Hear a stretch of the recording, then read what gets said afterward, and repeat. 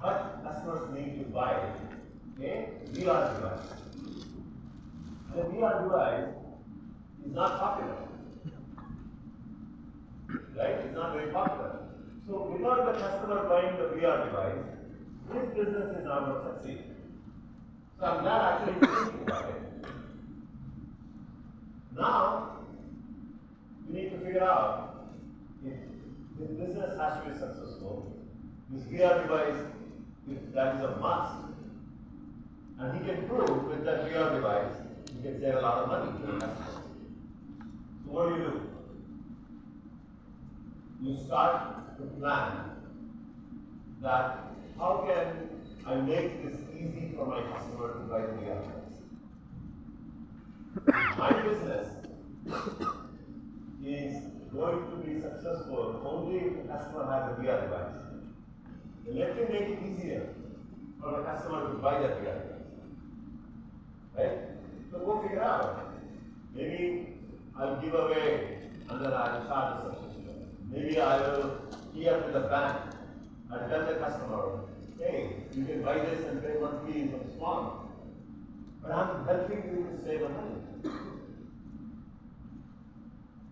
So if you start thinking of all these things, then you plan on this, and then go and validate this idea. And then once it's confirmed, then you go execute. So you have a better chance to succeed than theoretically convincing yourself that hey, customers will buy this product, and I'm going to save a lot of money for the customer. Once you go pitch to the customer, I don't want to buy it yet. What are we going to do? So now you have thought through. Okay, Mr. Customer, I'm going to save you so much money, and here is how you can get there. So that's the understanding, planning, and executing. If you do that, your chances to build a successful business increases. So that's why some people are repeatedly successful. And yes, luck is needed. There is a certain amount of luck always needed. So the way I always believe is you put in 90-95% of effort, and that 5% is the luck. And nature will actually help you to favor and support you. But if you don't put in the effort, even the nature will not help.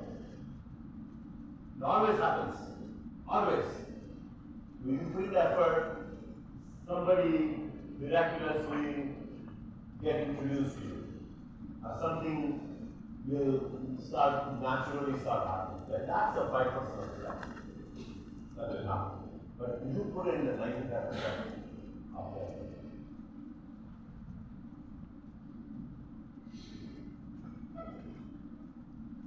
So, these are all different concepts in the planning and execution and all of that. I mean, it goes into a lot of coding details. I'm going to leave these slides with you.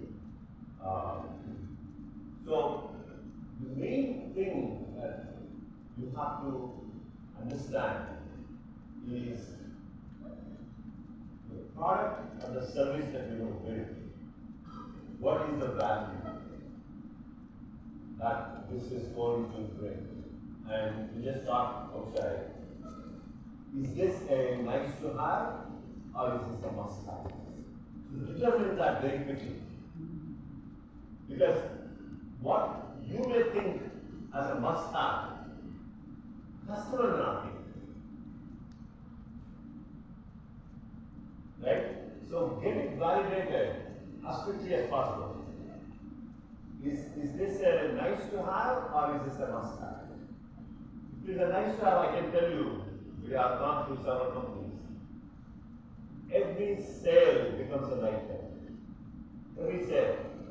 You go and spend an enormous amount of time, enormous amount of money. Nobody wants to buy. You talk. Nobody wants to buy. You're not in a charity business. You are in the business to generate revenue. right? Because you have an obligation for yourself, for your team members, for your investors. So, to determine very quickly, is this a nice to have product or is this a must have product? So, the way to go about is, first once you conceive the idea, you get it validated to a bunch of people, put together a story, and then talk to 50, 100 possible customers. Possible customers. Go pitch. You learn a lot during the process. And how do you get this 1,500? Use LinkedIn, use Twitter, use different sources, and tell them you have this great idea and you want to get a validation. And as you start getting the validation, there will be some people who will be very excited to have this conversation. And make them as a customer advisory board members. Create what is called as the customer advisory board. And tell them, don't invite this to everyone. So during your conversations, you realize some are very smart, some are very intellectual, some are going to get excited about it and they want to contribute to your product. You invite those guys, saying that, hey, would you be interested in part of my customer advisory board? Okay? So some people will say, yeah, I'll be very happy. In fact, these people, there are people who feel very proud of helping entrepreneurs to build products. And they'll be very happy to be part of your journey. You just need to ask. Now, how do you compensate? So, you cannot give money because you don't have money. All that you can do is, I'll give you some shares in my company. Some small shares I'll give you for your time. Right? So, make them feel part of the company, and if legally they can accept the shares, then you give them shares. Otherwise, in fact, they'll be very happy to just work with you and contribute to the product. Because when you build a product, when you are successful, these people will say, I helped to create this product. I'm on the customer advisory board of this thing.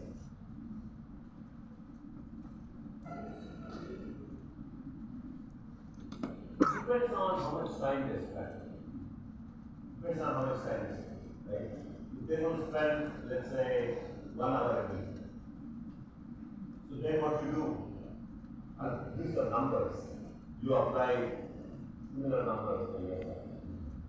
So 1 hour a week of an expert in the US, I'll throw the US number and you can calculate that in India. Let's say for a real good expert who want to add value to me, let's say it's about $300 per hour. Okay, so $300 an hour. How many weeks? 52 weeks. 52 times 300. So that's about $15,000. Give or take, right? $15,000.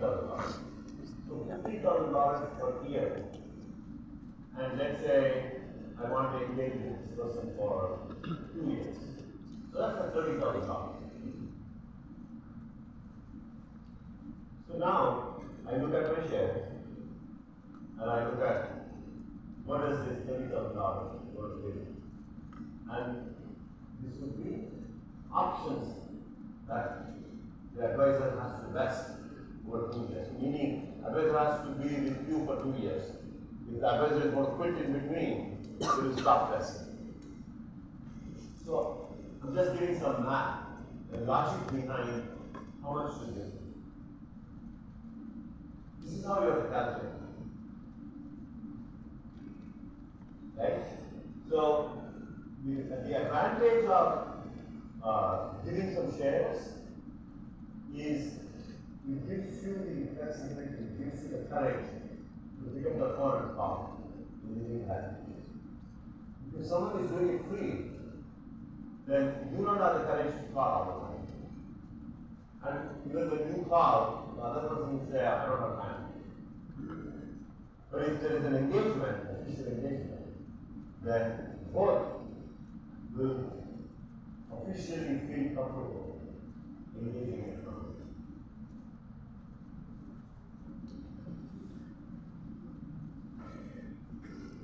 Yeah, in some cases, if it is a very strategic advisor, then you take a board member, strategic board member. You sort of come up with logic of maybe it's not $300, maybe a person, maybe it's $1,000, $500, right? Then you compute it.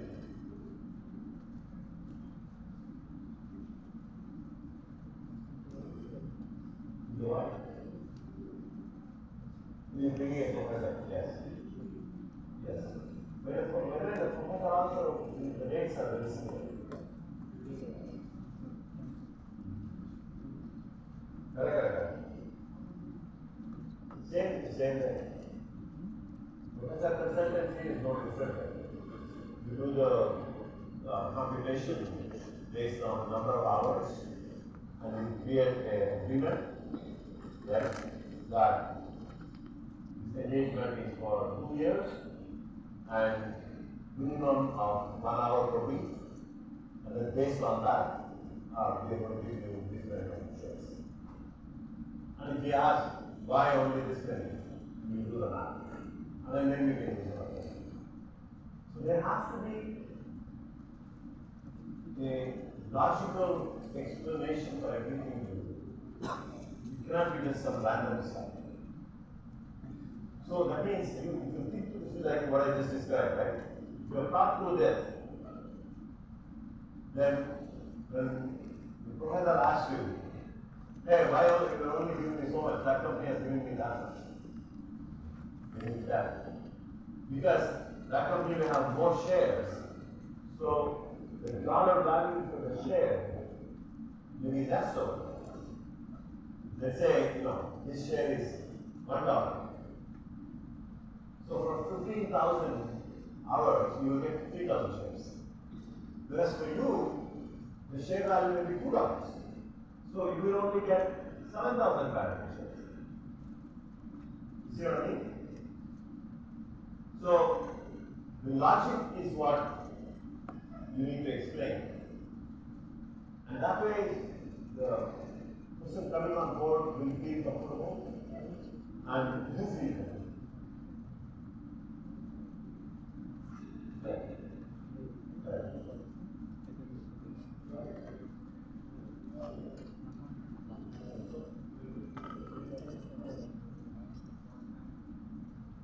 What time you take?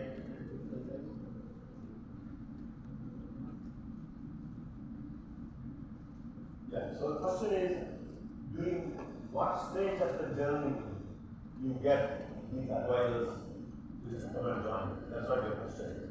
But for example, there could be a scientific advisor, there could be a customer advisor, there could be a product technology advisor, all of them. So different people will add different value at different stages. And sometimes, even having a person name in your presentation as an advisor itself will add value. If you get some famous professor, right, as an advisor, and when you are presenting this to customers, when you are presenting this to investors, you show this name. So such and such a person is my advisor. Even if that person is spending minimal time, as long as he knows what you're doing and he is willing to take calls and even to help you once in a while, that's good. The value of that person's name on your website and on your presentation itself is very valuable. So Is that a value to you? You need that. If you already are a well-known person, and if you can win customers, if you can win investors, you may not need it. But if you are a first-time entrepreneur, you need some help. So this is what we call as the bridge to brand name. So when you don't have a brand name, you need to create a bridge to the brand name. So like you are a company that is not known, what you do is you partner with a well-known company. Partner with a well-known company. So then you can start press announcements, website announcements. Tata is my partner. So Tata has a brand name. And you bridge to that brand until you become a brand name yourself. If you actually study a lot of these companies, you will see the evolution of these companies, how they partner early on with some brand names. So even the advisor, you get an IIT professor as a scientific advisor or technology advisor, something like that. Put that name, a well-known name. People will say, hey, you're doing all the right things. I need to talk to you.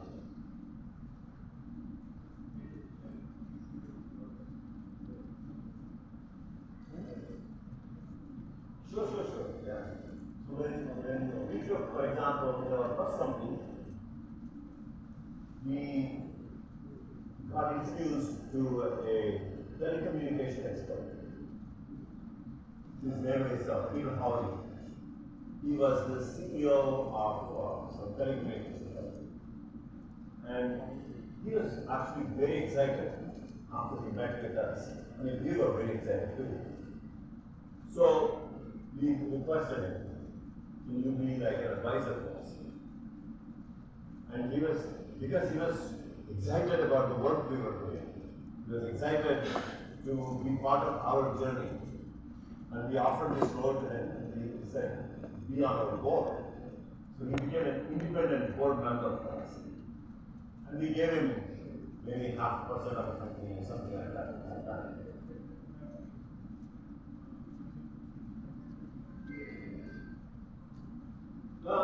Yes, we had. We had some proof of concept.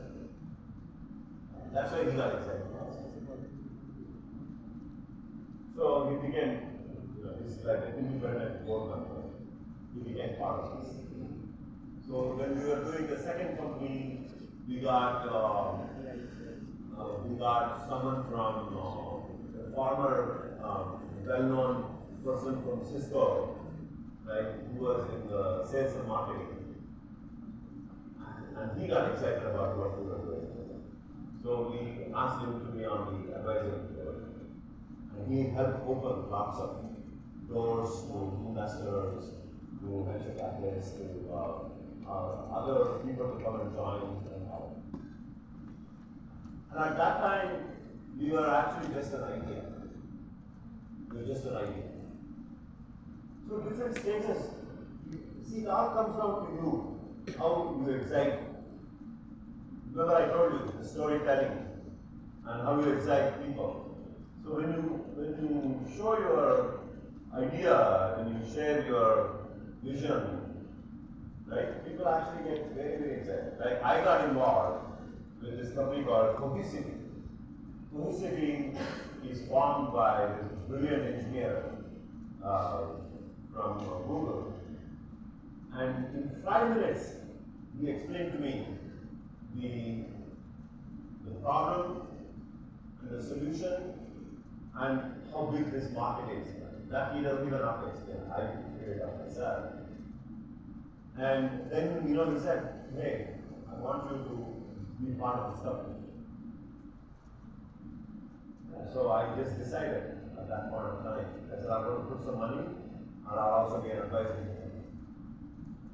So if this were to be some other entrepreneur where I didn't understand the story, I don't know, maybe I would have taken a lot more time to be part of that. So an entrepreneur what plays a key role in attracting the talent?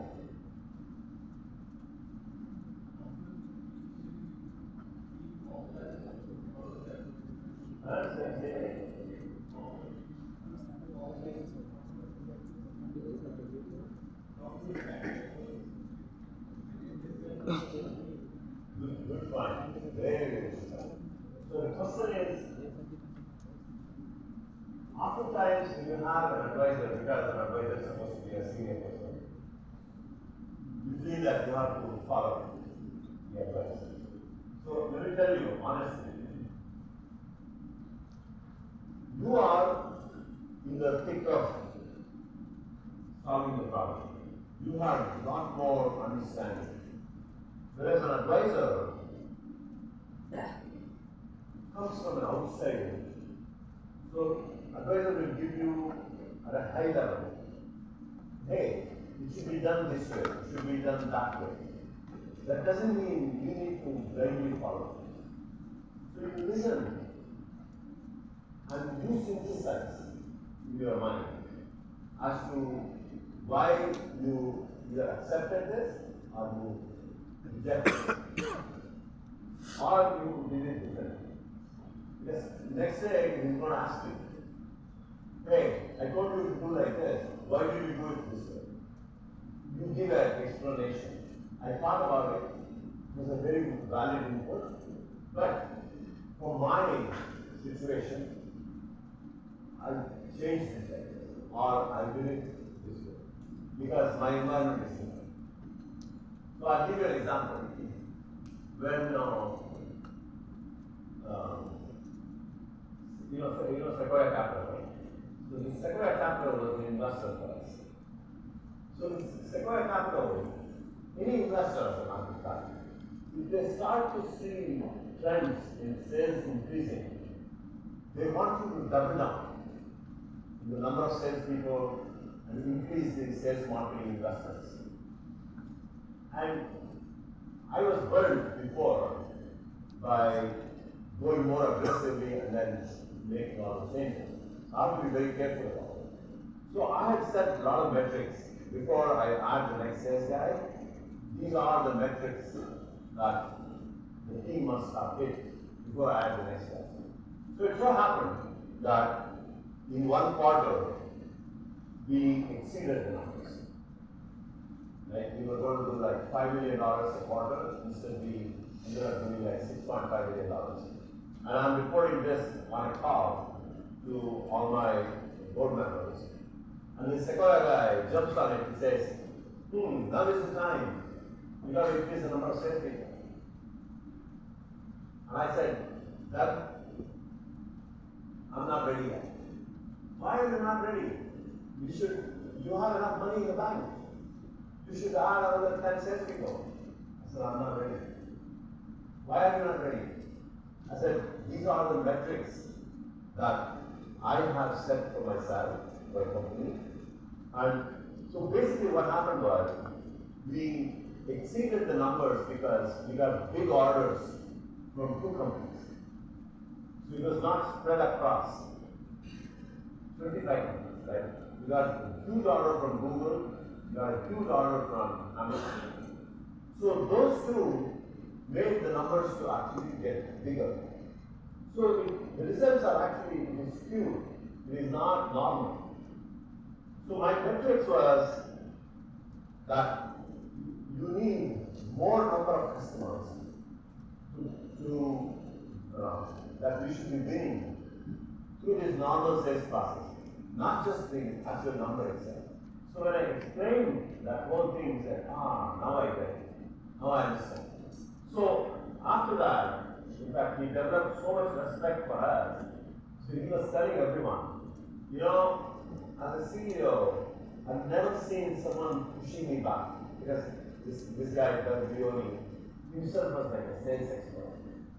So when he's telling me about a sales, like the question that you asked, right? You can intimidate it. But you have to know your business plan. You have to know what you are doing. So take his inputs, synthesize it, apply it in your business, and then do what is right for you. It doesn't matter who it is. So he actually appreciates it. So tomorrow if I had failed, he is now going to take the blame. Let's say I added 10 salespeople. My expenses go up by $2 million a year. And they're not producing results. Who's going to be blamed? I'm the one who's going to be blamed. Oh no, you told me to increase sales. Of course I tell you, but you know your business well.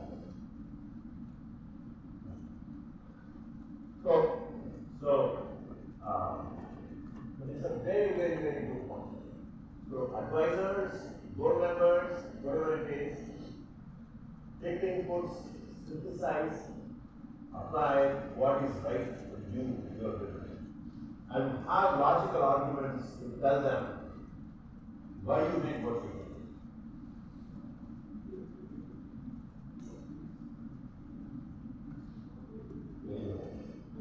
Very good. So how can you actually organize these things? So what I have noticed is this advisory board, a lot of times the one-on-one produces better results than in the group. Because in the group, a lot of people don't open up. I mean, especially, you get some scientific advisor, you get some technology advisor, something like that, right? You bring them in a group. Some people, even though they're capable, they will not open up. You lose out. So best is you just do a one-on-one. Maybe once in 2 months, once in 3 months. Whenever you have needs, you just set up an appointment, spend about an hour, and go well prepared, saying that these are the topics that I want to discuss.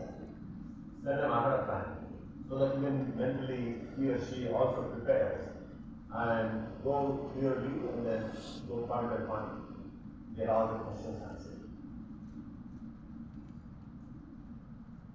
The board meeting is something where all the board members means they have the financial responsibility, fiduciary responsibility. Meaning no decisions are made based on any one segment of the company. So in a company, you have management, you have employees, you have different rounds of investors. Series A, Series B, Series C. So if the fiduciary responsibility is not there, then you as management, you are looking at from your interests. You say, screw everybody, I want to be the sole beneficiary of it. If it says he's a powerful investor, he's looking at how does he benefit from it. Let's do the rest of the guys. It cannot happen that way. Everybody has to be taken care of. That's the responsibility of the board. Advisory board is different. Advisory board does not have fiduciary responsibility. You get different advisors for different requirements. Yeah.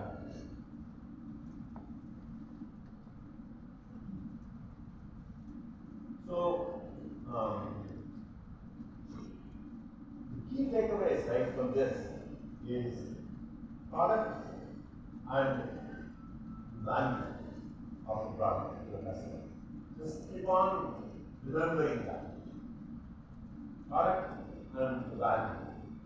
And the product, obviously the quality of the product is very important.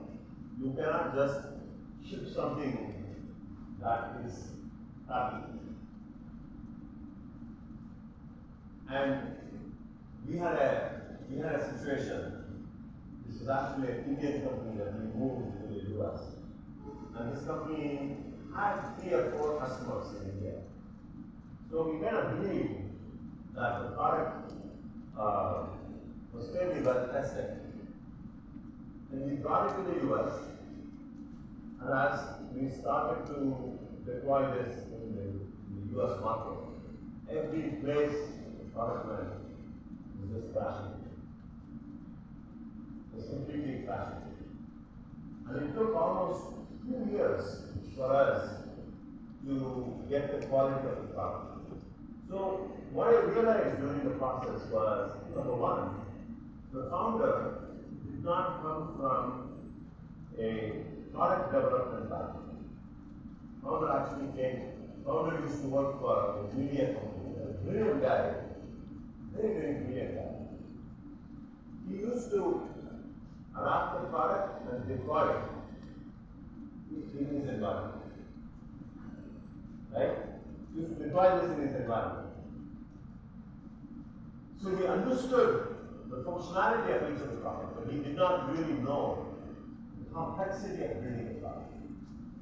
So when you're building a product, what I've learned is that people who don't have the experience of building an end-to-end product. Like I was telling someone yesterday,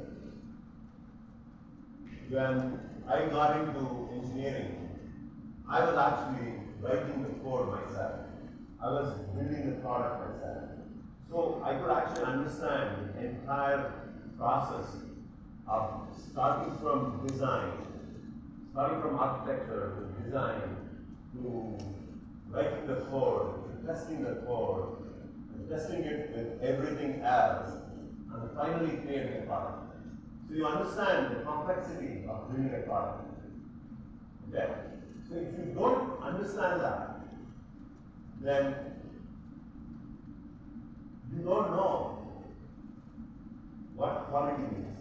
If you have a flawed architecture, then when you start seeing quality issues, the whole product has to be rebuilt. This is what happened to us with this other product. So this founder ended up losing his job because investors have poured a lot of money into the company and the product is not working. So we had to fire this guy and then bring someone else to help fix the problem. But we lost 2 years.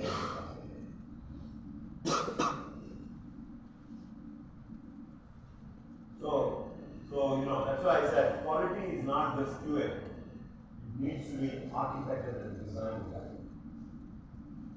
So somebody who understands building a product. Even if you don't understand, bring a person who understands how to do. So product management, that's a role that is a little challenging in India. Because this role is typically doesn't exist as much, product management role. Because traditionally, what has happened is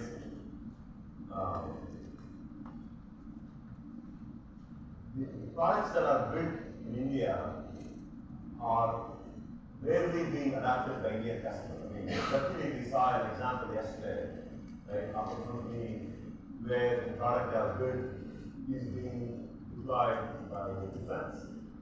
Right? Somebody is using the product. I'm glad actually such a thing is happening. But I've not seen too many of these products that are built here are being adapted by Indian customers. So when you have customers adapt your product, then there is a lot of collaboration that happens.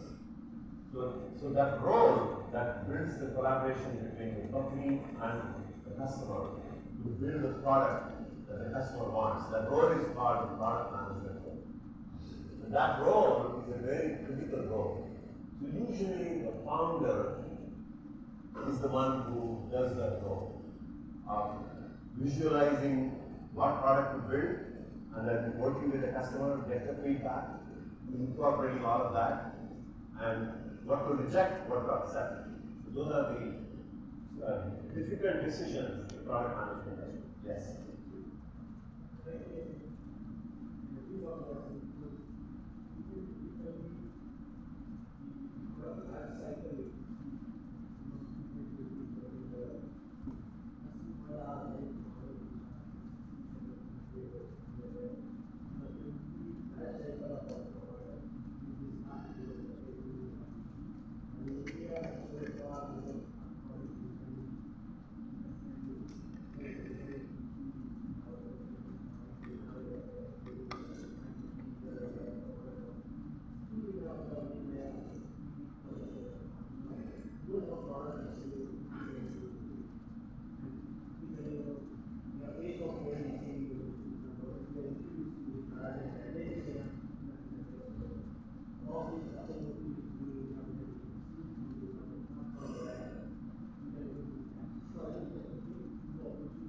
Correct.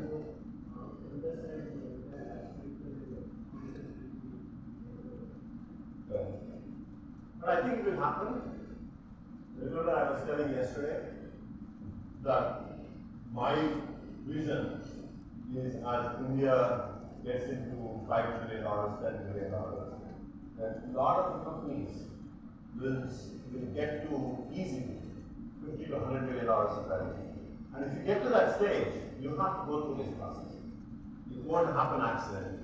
You'll have to go through, I'm sure mistakes will be made, but you will have a very clear process to build a product that the market wants. Yeah. And so this role will start to become a lot more clear over a period of time. Zomato, Swiggy, for consumer products, yes. Yes. I think Swiggy has done a very good job compared to anyone else. I think their user experience is supposed to be one of the best. And I'm even competing against Uber Eats. Right? Even though Uber comes from a US background, but I don't think it fit the Indian needs well. So Swiggy really did a much better job. So I'm not sure with Flipkart. Flipkart, I think, had a lot of flaws because I remember a time when a lot of people were using Flipkart, but in a matter of 6 to 9 months, the same apartments in Bombay, for example, I could see just Amazon packages versus one was supply management, the other one was, I think, the quality aspect. They lost their trust in the quality. And the third is this whole, what people like about Amazon is if I don't like it, returning is much easier.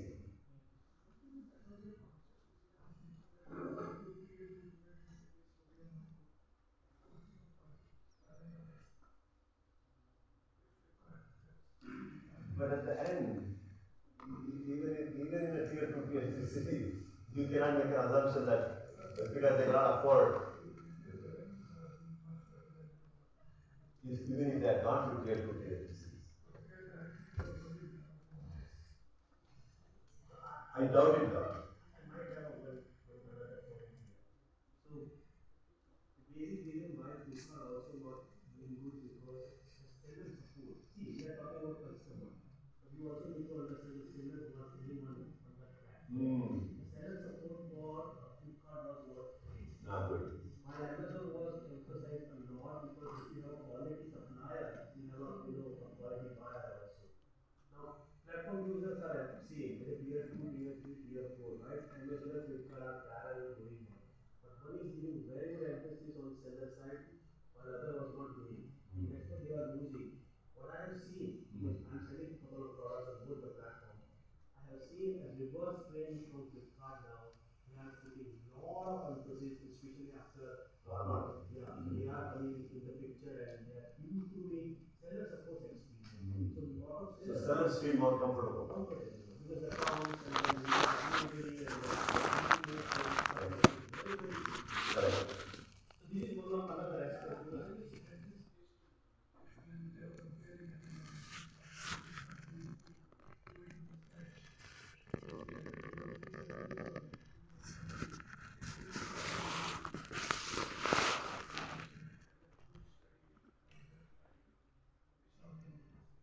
But I think going back to the value, I think the reason why Flipkart succeeded in the first case is because what Amazon didn't think about, which Flipkart thought was the cash. Because India operated a lot at that time on cash. So I could actually give the cash right there at the delivery, which Amazon did not. Eventually they cut off on that. So that differential just went away. Then all these other problems started to become bigger and bigger.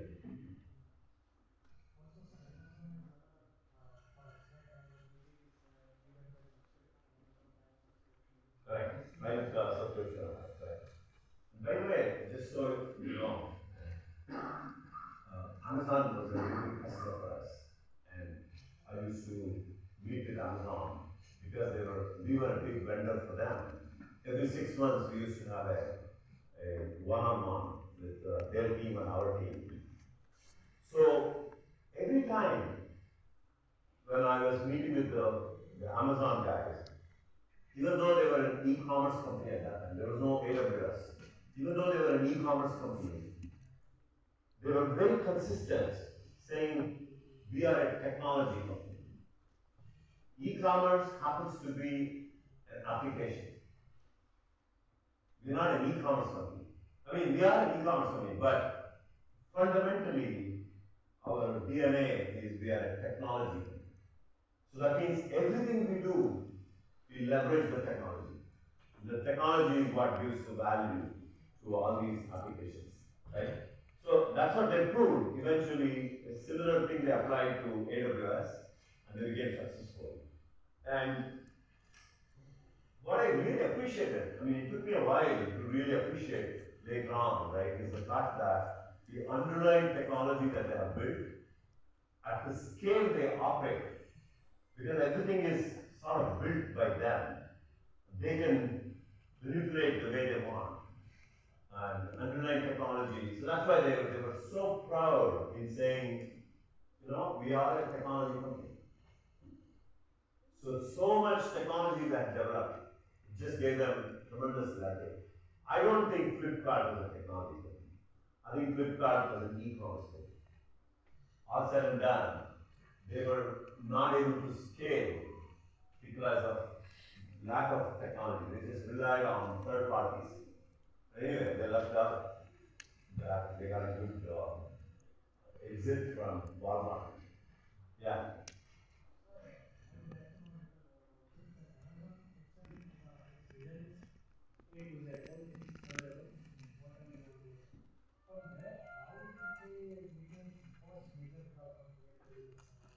I'll tell you.